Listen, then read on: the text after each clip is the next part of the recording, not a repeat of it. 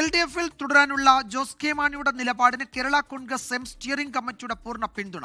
UDF ചവിട്ടിപ്പുറത്താക്കിയപ്പോൾ ചേർത്തുപിടിച്ചത് Pinarayi വിജയനും CPM-ഉം ആണെന്ന് Jose K Mani പറഞ്ഞു. തദ്ദേശ തെരഞ്ഞെടുപ്പിൽ തിരിച്ചടി ഉണ്ടായിട്ടുണ്ട്, അത് മാറ്റിയെടുക്കും. നിയമസഭാ തെരഞ്ഞെടുപ്പിൽ കൂടുതൽ സീറ്റുകൾ ചോദിക്കാനും സ്റ്റിയറിംഗ് കമ്മിറ്റിയിൽ തീരുമാനമായി. UDF പ്രതീക്ഷിച്ചതുപോലെ സ്റ്റിയറിംഗ് കമ്മിറ്റിയിൽ ഒന്നുമുണ്ടായില്ല. തുറന്നിട്ട വാതിലിലൂടെ UDF പ്രവേശനത്തിനില്ലെന്ന് കേരള കോൺഗ്രസ് എം ഒറ്റക്കെട്ടായി തീരുമാനമെടുത്തു. പിന്നാലെ UDF ചവിട്ടിപ്പുറത്താക്കിയപ്പോൾ ചേർത്ത് പിടിച്ചത് പിണറായി വിജയനും CPM-ഉമാണെന്ന് ജോസ് കെ മാണി. കേരള കോൺഗ്രസ് പാർട്ടിയെ ചവിട്ടി പുറത്താക്കി UDF-ൽ നിന്ന്. അതിനുശേഷം ഞങ്ങളെ ചേർത്ത് പിടിച്ചത് LDF ആണ്. ഞങ്ങളെ ചേർത്ത് പിടിച്ചത് ബഹുമാനപ്പെട്ട മുഖ്യമന്ത്രി ശ്രീ പിണറായി വിജയൻ സഹാവാണ്. അപ്പോൾ അത് 5 വർഷം കഴിഞ്ഞ് ഞങ്ങൾ തിരിച്ചിങ്ങോട്ട് വരണോ?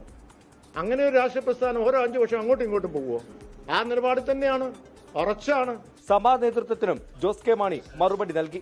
ജനകീയ വിഷയങ്ങളിൽ പ്രതിപക്ഷത്തെക്കാൾ മികച്ച രീതിയിൽ ഇടപെട്ടു. എന്നാൽ ഇത് ജനങ്ങളിലേക്ക് എത്തിക്കാൻ സാധിച്ചില്ല. അതാണ് തദ്ദേശത്തിൽ തിരിച്ചടിയായത്. പലയിടത്തും വോട്ടുകൾ നഷ്ടമായി. അതുകൊണ്ട് തന്നെ ഇത് മാറ്റിയെടുക്കാൻ ശ്രമിക്കുമെന്നും തീരുമാനം. പ്രതിപക്ഷം ചെയ്യുന്നതിനേക്കാൾ കൂടുതൽ കാര്യങ്ങൾ ഭരണപക്ഷത്തിരുന്നുകൊണ്ട് ഒരു ഘടകകക്ഷി എന്ന നിലയ്ക്ക് കേരള കോൺഗ്രസ് എമ്മിന് ചെയ്യാൻ കഴിഞ്ഞു എന്നുള്ളൊരു വിലയിരുത്തലുണ്ട്. പക്ഷേ അത് ആ തരത്തിൽ ജനങ്ങൾ കൊണ്ട് എത്തിക്കാൻ കഴിഞ്ഞില്ല എന്നൊരു തരത്തിലുള്ള ഒരു എന്താണ് ആത്മപരിശോധന നടത്തി ഒരു ചർച്ചയിലേക്കും ചെന്നെത്തിയിട്ടുണ്ട്. നേതാക്കൾക്കിടയിലും ഭിന്നിപ്പില്ലെന്ന് മന്ത്രിയും MLA-മാരും ഒറ്റ സ്വരത്തിൽ പറഞ്ഞു. വിജയവും പരാജയവുമല്ല ഒരു രാഷ്ട്രീയ പാർട്ടിയുടെ എക്സിസ്റ്റൻസ്, ഞങ്ങളുടെ നിലനിൽപ്പും ഞങ്ങളുടെ നിലപാടുമാണെന്ന് പാർട്ടി ചെയർമാൻ വ്യക്തമാക്കിയിട്ടുണ്ട്. ജോസ് കെ മാണി പറഞ്ഞ വാക്കുകൾ അടിവരയിട്ടുകൊണ്ട് നിർത്തുന്നു. പാർട്ടി ചെയർമാന്റെ വാക്കുകളാണ്.